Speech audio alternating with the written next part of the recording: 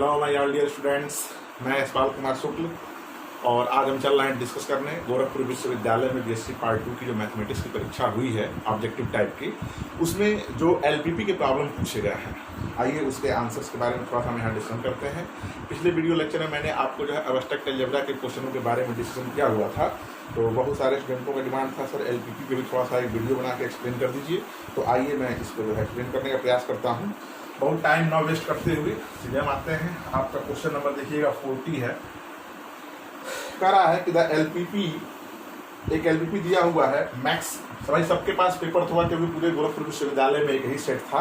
तो आपका जो है ये प्रॉब्लम है maximize Z is equal to 6x1 minus 4x2। Subject to constant जो है वो है 2x1 plus 4x2 is less than equal to 4। दूसरा हमारा है 4x1 और 4x1 plus 8x2 is greater than equal to 16। और फिर यहाँ दे रखा है non negative restriction x1 is greater than equal to 0, x2 is greater than equal to 0। ये आपका प्रॉब्लम है। आप देख रहे हैं 2 वेरिएबल का प्रॉब्लम है। पूछ रहा है कि बताइए इसका जो सोल्यूशन होगा वो अनबाउंडेड सोल्यूशन होगा, इनफिजिबल सोल्यूशन होगा, अल्टरनेटिव सोल्यूशन होगा एंड फिजिबल सोल्यूशन होगा। तो आइए, आप जानते हैं जब भी 2x2 वेरिएबल का आपके सामने जो है 2 वेरिएबल का प्रॉब्लम आता है तो उसको हम ग्राफ्टर मेथड से सॉल्व कर लेते हैं। तो आइए इस प्रॉब्लम को मैं ग्राफ्टर मेथड से सॉल्व कर देता हूँ। मैंने इसको मान लिया x1 एक्सिस और ये हमारा हो गया x2 एक्सिस। ठीक है, अब देखिए आप करते क्या हो भाई, लाइन ड्रा करते हैं। ये हमारा ओरिजिन है, मूल बिंदु। अब करते क्या हो भाई, आप जो सब्जेक्ट टू कंस्टेंट्स हैं इसका स्ट्रेट लाइन ड्रा करिए आप। तो x2 0 पुट करेंगे तो x1 की वैल्यू मिल जाएगी। अच्छा, पहले यहाँ पे मार्क कर लेते हैं थोड़ा। 2, ये हो गया 4, 6, 8। यहाँ भी 2, 4, 6 और 8। अब देखिए अगर मैं यहाँ x2 इक्वल टू 0 पुट कर दूं तो x1 का मान कितना आ जाएगा, x1 इक्वल टू आ जाएगा 2, यानी यहाँ कोऑर्डिनेट एक मिल जाएगा आपका 2 का 0, क्योंकि x2 को आपने जो 0 पुट किया हुआ था। पुनः इसी में आप x1 इक्वल टू 0 पुट करेंगे तो x2 की वैल्यू आ जाएगी 1, यानी 1 कहीं यहाँ होगा तो ये कोऑर्डिनेट हमको मिल जाएगा 0, 1, क्योंकि आपने x1 0 पुट किया था। इन दोनों को मिला दीजिए तो ये एक लाइन आपको मिल गई। कौन सी लाइन है ये, तो 2x1 plus 4x2 is equal to 4। ठीक, सेकेंड लाइन ड्रा करते हैं। x2 इज इक्वल टू 0 आप पुट कर दीजिए तो यहाँ से x1 का मान आ जाएगा 4, यानी यहाँ मिल जाएगा आपको 4, 0, क्योंकि x2 आपने 0 पुट किया हुआ था। और x1 जहाँ आपने 0 पुट किया तो x2 की वैल्यू आ गई 2, यानी यहाँ से कोऑर्डिनेट आपको मिल जाएगा 0, 2। इन दोनों लाइनों को आप मिला दीजिए। ये कौन सी लाइन हो गई हमारी, ये लाइन हो गई 4x1 plus 8x2 is equal to 16। अब आप क्या करते हैं भाई, आप चेक करते हैं यहाँ जो भी हमारा ये इक्वेशन दिया हुआ है, जो भी इनइक्वालिटी दी हुई है, हम देखते हैं कि अगर इसमें हम 0, 0 रखते हैं तो क्या इसको सेटिस्फाई करती है। तो आप x1 x2 जब 0 रखेंगे तो 0 इज लेस देन 4। अगर ये सेटिस्फाइड हो रहा है, जाहिर सी बात है 0 हमेशा जो है 4 से छोटा होगा, तो उस केस में इस लाइन का जो एरो बनता है वह मूल बिंदु की तरफ यानी ओरिजिन की तरफ बनता है। ठीक, अब दूसरे वाले में देखिए अगर हम यहाँ 0, 0 पुट कर दें तो 0 इज ग्रेटर देन 16, 0 16 से बड़ा हो रहा है, ये कभी भी पॉसिबल नहीं है। ये वाली लाइन है, इस केस में एरो हमारा अपोजिट डायरेक्शन यानी ओरिजिन से अपोजिट डायरेक्शन में बन जाता है। ठीक है, तो आप देख रहे हैं इस पॉजिटिव क्वाड्रेंट में ये दोनों लाइनें जो सब्जेक्ट टू कंस्टेंट्स था ये कहीं भी एक दूसरे को इंटरसेक्ट नहीं कर रही हैं। इसका मतलब इस टाइप का कंडीशन जब आपके सामने आता है तो आप कहते हैं कि उस एलपीपी के पास इनफिजिबल सोल्यूशन होगा। तो आपका जो प्रॉब्लम है इसका सोल्यूशन आपका होगा जो ऑप्शन नंबर बी है, बी हमारा करेक्ट हो जाएगा, इनफिजिबल सोल्यूशन। ठीक, अच्छा देखिए एक इसी पे क्वेश्चन नंबर आगे दिया हुआ है, यही मैं बता देता हूँ। क्वेश्चन नंबर 47 आप देखिए इसी जो है पेपर में क्वेश्चन नंबर 47 दिया है कि if 2 constants in a linear programming problem do not intersect in positive quadrant of the graph then, है ना।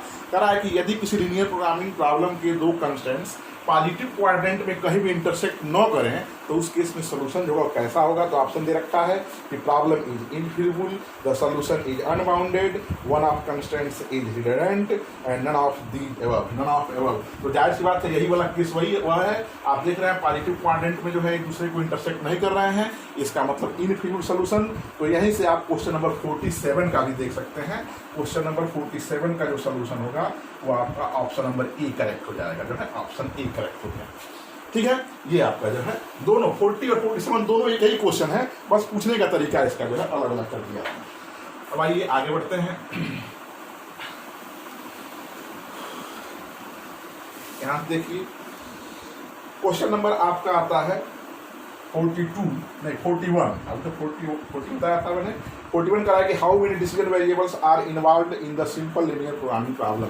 तो देखिए सिंपल लीनियर प्रोग्रामिंग प्रॉब्लम को सॉल्व करने के लिए कम से कम उसमें 2 डिसीजन वेरिएबल तो होने ही चाहिए, इसलिए ऑप्शन नंबर जो बी है वह करेक्ट हो जाएगा। 2 डिसीजन वेरिएबल आपके पास होने चाहिए।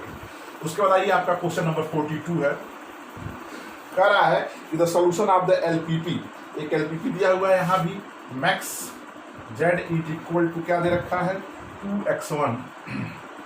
ठीक है, मैं यहाँ लिख दे रहा हूँ max Z is equal to आपका दे रखा है 2x1 प्लस 3x2।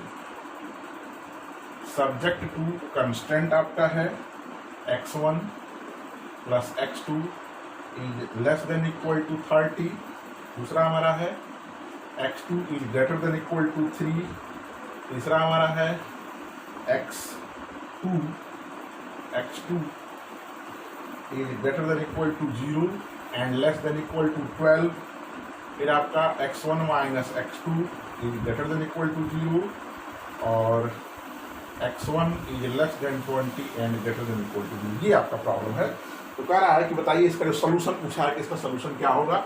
तो क्वेश्चन नंबर 42 आपका है, तुरंत आप ग्राफ ड्रा कर लीजिए। 2 वेरिएबल का भी प्रॉब्लम है, मैंने यहाँ पे ऐसे ग्राफ ड्रा कर लिया क्योंकि 30 दिख रहा है तो मैं यहाँ पे 30 20 दोनों दिख रहा है तो मैं 2 का वो कर ले रहा हूँ। 2 4 6 8 10 12 14 16 18 यहाँ पे 20 22 24 यहाँ पे डॉट डॉट मान लीजिए यहाँ पे कहीं होगा हमारा 30। ठीक है, ऐसे इधर भी 2 4 6 8 10 12 यहाँ 14। ठीक है, और यहाँ पे 16 18 डॉट डॉट कहीं मान लीजिए यहाँ पे हमारा जो है 30 होगा, क्योंकि 30 तक जाना पड़ेगा आपको। अब ऐसे आप जनरली प्रॉब्लम जब सॉल्व करते तो आपके पास ग्राफ होता था, क्योंकि ग्राफ है नहीं तो इसमें थोड़ा सा सावधानी से आपको करना होगा।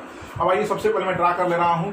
x2 0 पुट करिएगा तो x1 इक्वल टू 30, यानी एक आपका ये पॉइंट मिल जाएगा 30, 0। और जब इसी में आप x1 0 करेंगे तो एक पॉइंट आपको ये मिल जाएगा 0, 30। इस लाइन को आप मिला दीजिएगा। ठीक, ये लाइन हमारी हो गई x1 plus x2 is equal to 30।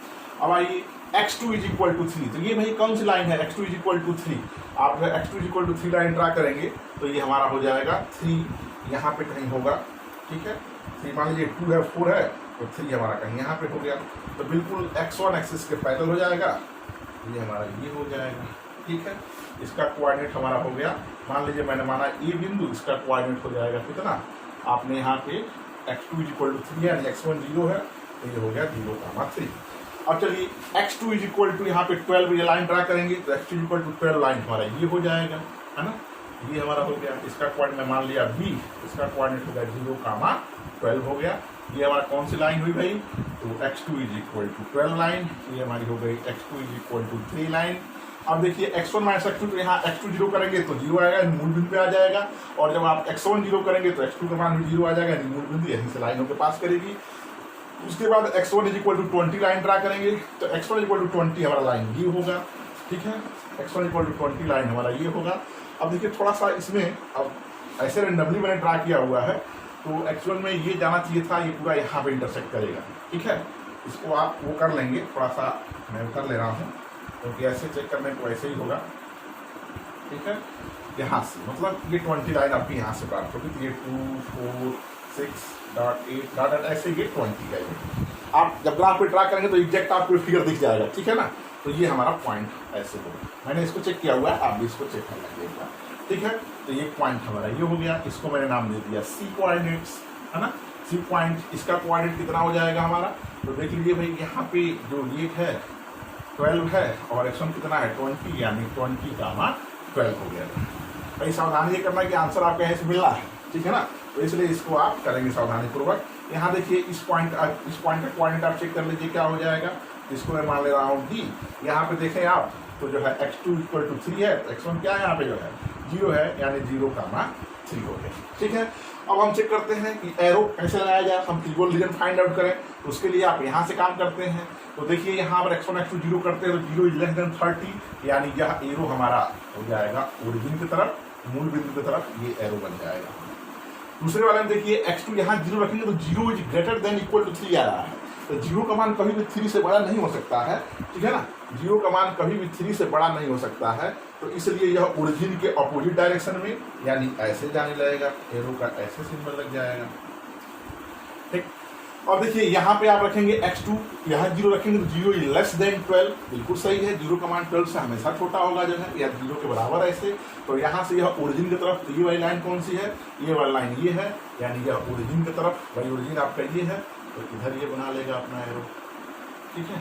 अब आइए, ये तुम्हारा मूल बिंदु पे था, यहाँ x1 = 20, यहाँ 0 रखेंगे तो 0 < 20 हमेशा सही होता है, तो ये वाली लाइन है तो ओरिजिन इधर है, यानी ये ओरिजिन है, तो ऐसे ही आप जो है ड्रा कर देंगे, ऐसे ही आप जो है एरो ड्रा करेंगे।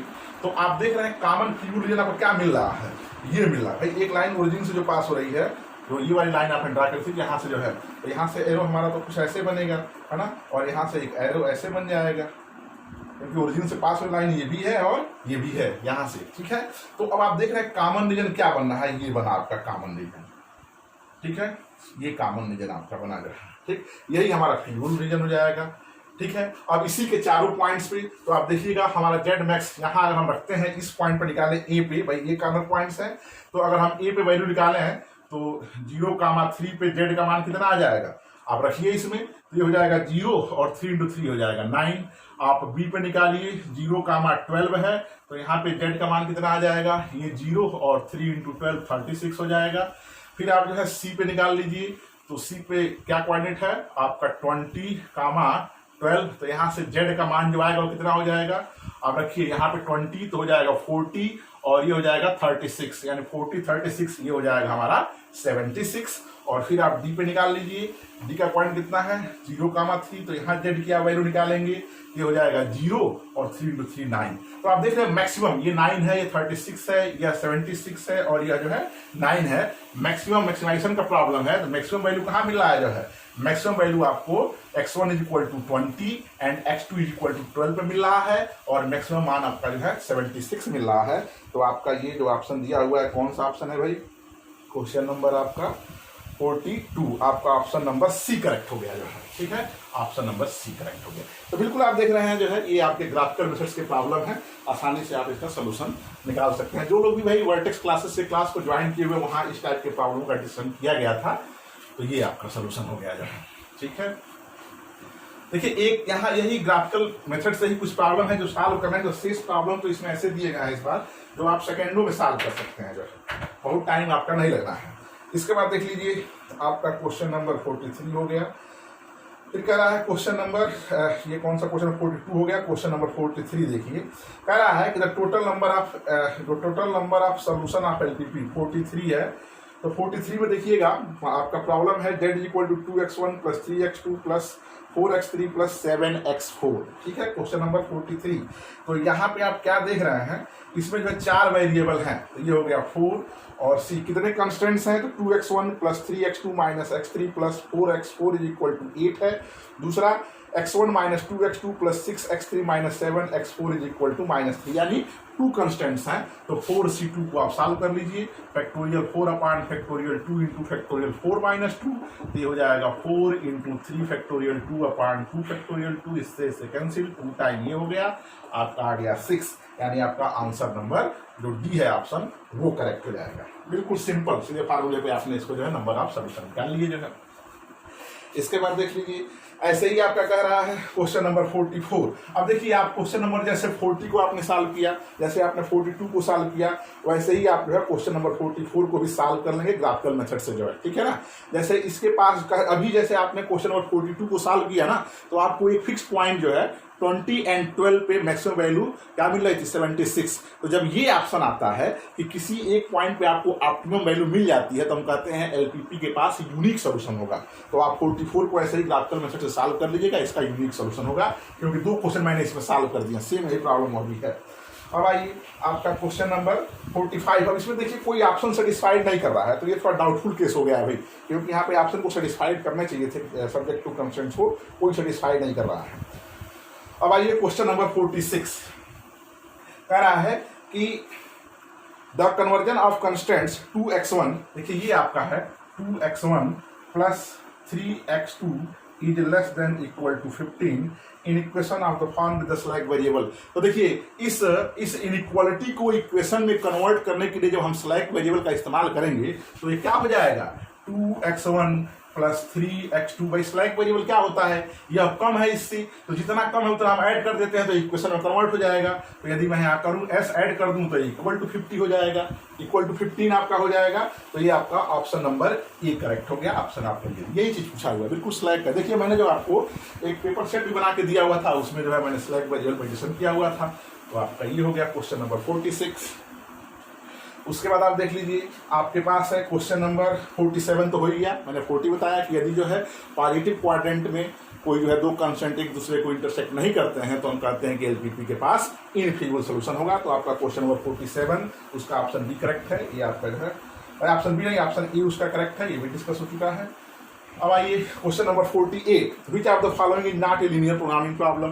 तो देखिए लीनियर प्रोग्रामिंग प्रॉब्लम में जितने भी आपके चाहे ऑब्जेक्टिव फंक्शन हो चाहे कंस्ट्रेंट्स हो, सब के सब लीनियर होते हैं। तो आप ऑप्शन देखेंगे तो ए बी सी तो ठीक है, लेकिन आप डी ऑप्शन में जाइएगा तो सब्जेक्ट टू कंस्ट्रेंट, भाई वहां पे तो ये है maximum Z is equal to आपका है 5x1 प्लस 3x2, ये आपका है, ठीक है।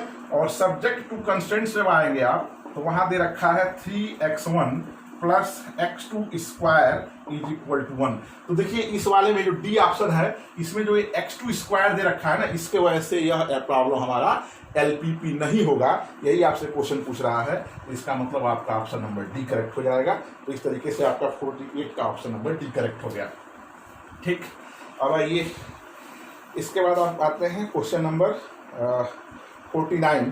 अब देखिए कह रहा है कि game which involve more than 2 players are called। अब इन जनरल जैसे आप 2 प्लेयर इन्वॉल्व होते हैं तो आप उसको बोलते हैं 2 प्लेयर्स गेम, यहाँ पे हम बोल देंगे n पर्सन गेम। तो आपका ऑप्शन नंबर सी करेक्ट हो जाएगा, n पर्सन गेम जो है।